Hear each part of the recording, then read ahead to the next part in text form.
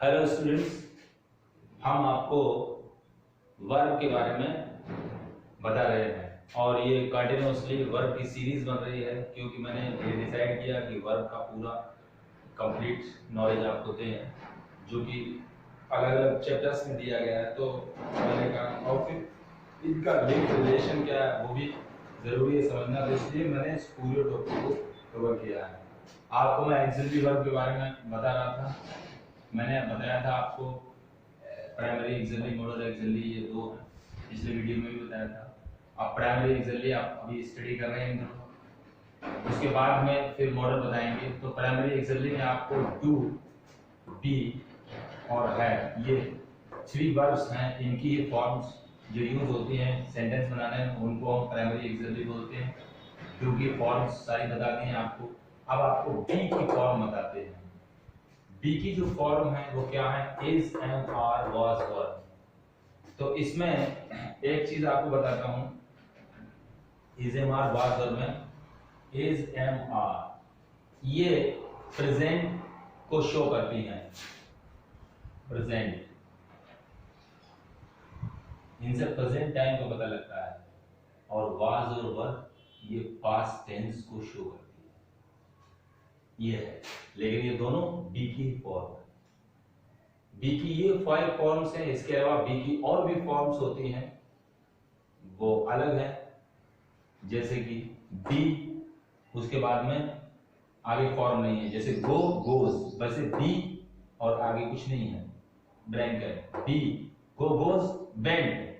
तो बी और गोज और वेंट की तरीके से इसकी यस या यस फॉर्म डायरेक्टली नहीं है, और इसके अलावा इसकी सेकेंड फॉर्म भी नहीं है।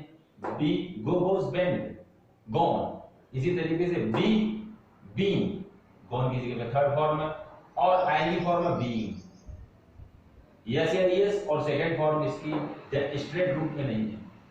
बाकी ये जो फॉर्म्स हैं ये प्रेजेंट के लिए है, तो अलग अलग तरीके से यूज हो सकती हैं।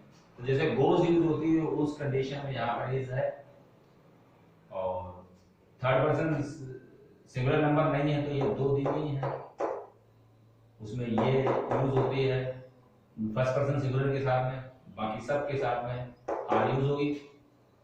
थर्ड पर्सन सिंगुलर नंबर नहीं है और फर्स्ट पर्सन सिंगुलर नहीं है तो आर यूज हो जाएगी। ये है। और पास्ट के लिए वाज वर है, तो इस तरीके से ये यूज होती है, वो पास्ट में है, पास्ट के लिए सिर्फ। और परफेक्शन हमें दिखाना होता है तो थर्ड फॉर्म यूज करते हैं। बी नॉर्मली कंटीन्यूअस में यूज नहीं होती है, तो ये है। अब आप देखिए ये बी की जो और फॉर्म्स है, इज, एम, आर, वाज, वर, ये बी को आप प्राइमरी एक्सिलरी के तरीके से देख रहे हैं। देखिए शी इज रनिंग, यहाँ पर रनिंग जो है वो मेन वर्ब है, और इज क्या है यहाँ पर? Primary auxiliary. हेल्पिंग वर्ब की तरह से काम कर रही है, मेन वर्ब जो रनिंग है उसकी हेल्प कर रही है, शी इज रनिंग। ठीक है, तो इस इसमें क्या है ना, जो यूज है इसका वो एज ए प्राइमरी एक्सिलरी। यहां पर क्या है? शी इज देयर, तो यहां पर मेन वर्ब सिर्फ इज है और दूसरी कोई वर्ब नहीं है, तो हेल्पिंग वर्ब की तरह से काम न करके, प्राइमरी एक्सिलरी की तरह काम न करके ये कैसे कर रही है? एज ए प्रिंसिपल वर्ब काम कर रही है। प्रिंसिपल होता है मेन, तो ये एज ए प्रिंसिपल वर्ब काम कर रही है क्योंकि मेन वर्ब यही है। यहाँ पर ये प्रिंसिपल वर्ब नहीं है क्योंकि प्रिंसिपल वर्ब तो रनिंग है, ये उसकी हेल्प करने वाली हेल्पिंग है, हेल्पिंग वर्ब। तो यहाँ पर हेल्पिंग वर्ब या प्राइमरी वर्ब, और यहाँ पर लेकिन आपको ये समझना है कि इनका यूज कैसे कैसे होता है। तो यहाँ पर ये प्रिंसिपल वर्ब है, और इसको प्रिंसिपल वर्ब में जब ये यूज होती है तो इसे हम लिंकिंग वर्ब भी कह सकते हैं। इन सारे सेंटेंसेस में ये इज, एम, आर, वाज, वर ये लिंकिंग वर्ब की तरह से भी यूज हुए हैं, क्योंकि ये सब्जेक्ट और ये कंप्लीमेंट दोनों को लिंक करने के लिए ये वर्ब यूज हुई है। तो ये प्रिंसिपल वर्ब क्योंकि एक ही वर्ब है जोड़ने के लिए, तो लिंकिंग वर्ब भी इसको कह सकते हैं, और ये प्रिंसिपल वर्ब तो होती ही है लिंकिंग वर्ब। ठीक है, ये है। तो इस तरीके से आई एम टेकिंग लंच, यहाँ पर एम क्या है? एक्सिलरी वर्ब है, primary auxiliary, helping the main verb taking. ठीक है, और यहाँ पर एम क्या है? प्रिंसिपल वर्ब है या लिंकिंग वर्ब है, linking the subject I and complement Sunil, I am Sunil. और दे आर प्लेइंग, यहाँ पर क्या है? Are is the primary auxiliary, helping verb, helping the main verb playing, तो प्राइमरी एक्सिलरी है। यहाँ पर दे आर फ्रेंड्स, यहाँ पर क्या है, यहाँ पर दे आर फ्रेंड्स, यहाँ पर आर लिंकिंग वर्ब या प्रिंसिपल वर्ब है, इसका यूज है। और आई वॉज रीडिंग, यहाँ पर वॉज क्या है, प्राइमरी एक्सिलरी, प्राइमरी एक्सिलरी या हेल्पिंग वर्ब भी होती है, तो प्राइमरी एक्सिलरी है, helping the main verb reading. और यहाँ पर आई वाज सिक, यहाँ पर सिक जो है ना वो प्रिंसिपल वर्ब है या लिंकिंग वर्ब कह सकते हैं, क्योंकि यही एक वर्ब है, complement sick and subject I, दोनों को लिंक करने वाली लिंकिंग वर्ब, ये सारी लिंकिंग वर्ब भी हैं। और प्रिंसिपल वर्ब इनको कह सकते हैं क्योंकि दूसरी वर्ब इनमें नहीं है। They were enjoying, वर्ब क्या है यहाँ पर, verb is the auxiliary verb, primary auxiliary verb, helping the main verb enjoying. While here there is no other verb, where is the main verb or where is the principal verb, and this principal verb also working as a linking verb because linking the subject they and complement happy, ये सब नहीं ऐसा हो रहा है। तो इस तरीके से यूज होती है। और आप अब डी की फॉर्म सारी सीख चुके हैं। दूसरा आपको मैं इंफॉर्मेशन और देता हूं डी के बारे में कि डी और कैसे यूज होती है। इसके अलावा ये तो बी की जो फॉर्म है आपने देखी थी, ये एक्स्ट्रा है जो मैं बता रहा हूं डी के बारे में। डी यूज होता है एज अ मैन वर्ब, जब डी यूज होता है तो अकेली यूज नहीं होती है, ठीक है। कुछ केसेस में लोगों ने यूज किया है, जैसे फॉर एग्जाम्पल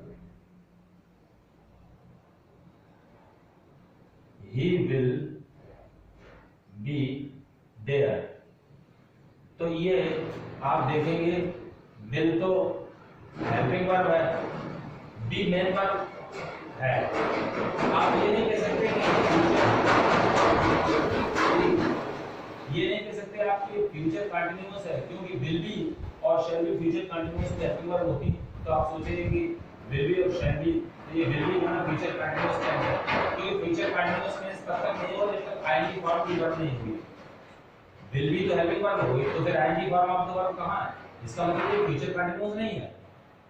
will जो है ना वो फ्यूचर इंडेफिनिट की हेल्पिंग वर्ब है will, और be first form of the verb है, तो be जो है ना मेन वर्ब है यहां पर, तो मेन वर्ब की तरह से यूज होगी बट अकेले यूज नहीं होती है। he will be there कुछ केसेस में कहीं कहीं हुई है, बहुत रेयरली कुछ लिटरेचर में यूज किया गया है बट नहीं होती है नॉर्मली इन स्पीकिंग और इन मॉडर्न ग्रामर यूज नहीं होती। तो ही विल बी देयर, तो ये मेन वर्ब है यहाँ पर। ये तो उसका जो अपनी डायरेक्ट फॉर्म्स हैं स्ट्रेट, और ये साइड फॉर्म्स है, इस तरीके से चलता है इसका। तो ये तो हो गया बी। इसके अलावा दूसरा यूज है ये, जैसे ही विल बी प्लेइंग, यहां पर क्या है, यहां पर ये जो बी यूज हुई है, ये जो हेल्पिंग वर्ब है ना उसके पार्ट के रूप में यूज हुई है। विल और शैल के साथ में यूज करते हैं तो पूरा हेल्पिंग वर्ब के पार्ट को कंप्लीट कर देती है। ये हेल्पिंग वर्ब नहीं है, विल भी पूरी हेल्पिंग वर्ब है, उसका ये पार्ट है बी। तो as a part of helping verb in future continuous use होती है, या as a main verb in future indefinite use हो जाती है। ये हुआ उसका अपना यूज। बट